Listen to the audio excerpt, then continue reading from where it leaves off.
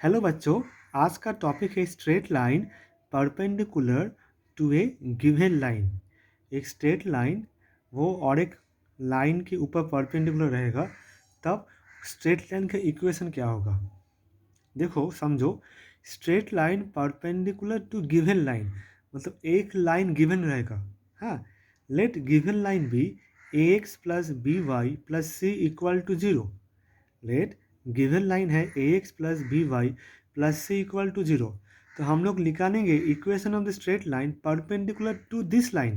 हाँ, equation of straight line perpendicular to this line कैसे होगा, अब उसको देखो। देखो, ए बी है a x plus b y plus c equal to zero.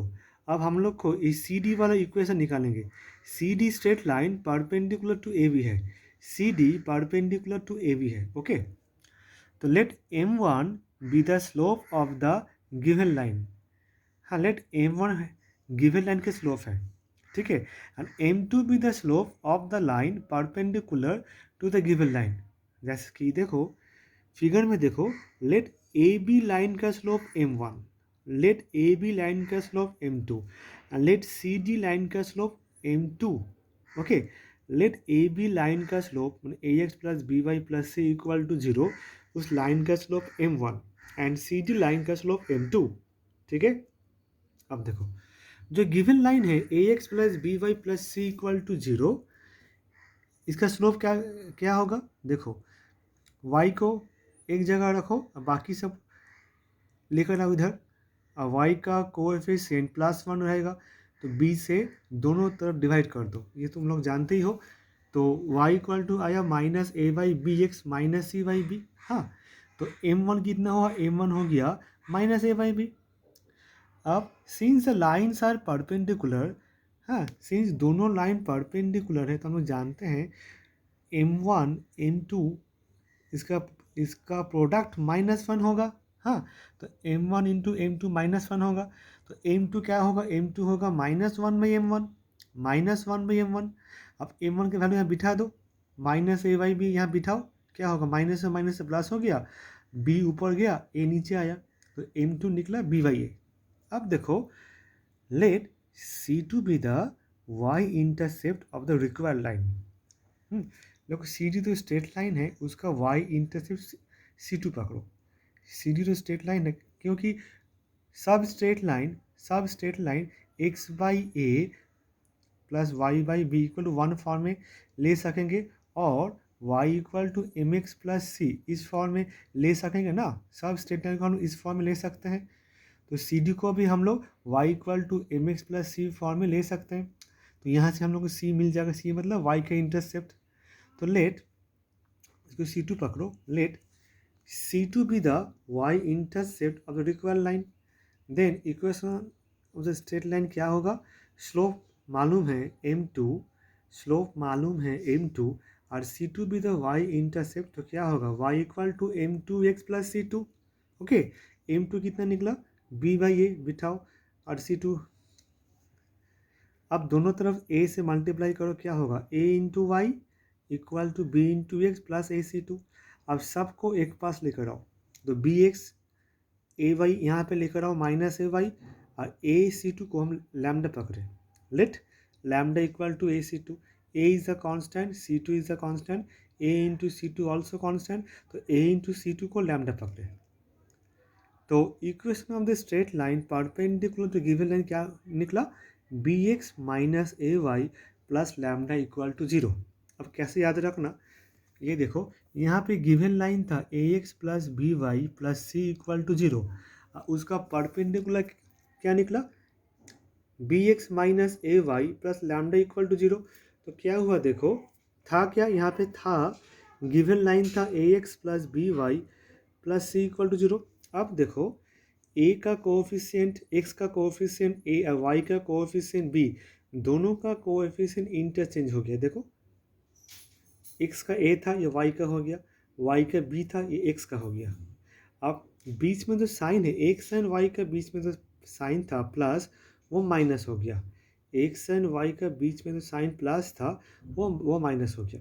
तो कैसे ये याद रखना, एक्स का कोएफिशिएंट वाई का कोएफिशिएंट दोनों इंटरचेंज हो गया, एक्स एंड वाई के बीच में साइन प्लस रहेगा तो माइनस होगा, माइनस रहेगा तो प्लस होगा, plus lambda is the another constant.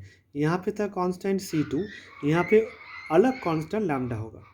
यहाँ पे था कांस्टेंट C, यहाँ पे अलग कांस्टेंट लैम्डा होगा। तो समझे? तो ax plus b y plus c equal to 0, उसका परपेंडिकुलर स्ट्रेट लाइन क्या होगा? bx minus a y plus lambda equal to 0, lambda is the constant. अब एक प्रॉब्लम देखो, find the equation of the straight line passes through the point 3, 4 and perpendicular to the given line 3x plus 2y plus 5 equal to 0। फिर से देखो, find the equation of the straight line that passes through the point 3, 4 and perpendicular to the given line 3x plus 2y plus 5 equal to 0। तो given line कौन सा है? 3x plus 2y plus 5 equal to 0। Now solution, equation of the line perpendicular to 1 क्या होगा? Formula क्या था? x का coefficient and y का कोएफिशिएंट इंटरचेंज होगा। यहाँ x का कोएफिशिएंट 3 था, ये y का हो गया, y का कोएफिशिएंट 2 था, वो x का हो गया। x एंड y के बीच में प्लस साइन था, वो माइनस साइन हो गया, plus lambda is a constant.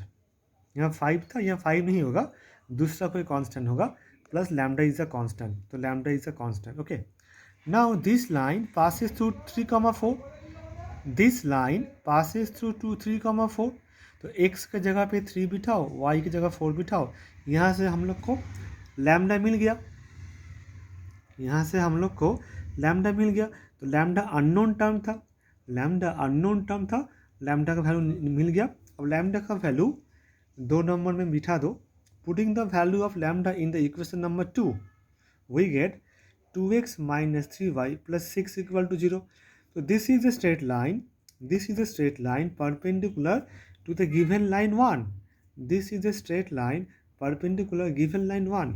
ठीक है, तो पहले क्या किया? पहले x और y का कोएफिशिएंट इंटरचेंज किए, x एंड y के बीच वाला साइन इंटरचेंज हो गया, प्लस तो माइनस हो गया, प्लस एक अलग कांस्टेंट अननोन कांस्टेंट लैम्डा पकड़े, लैम्डा पकड़ सकते हो, के पकड़ सकते हो, हाँ ABCD जो इसे पकड़ सकते हो, लैम्डा पकड़े। तो हम लोग का मेन एम होगा ये लैम्डा अननोन कांस्टेंट का वैल्यू निकालना, लैम्डा अननोन कांस्टेंट का वैल्यू निकालना।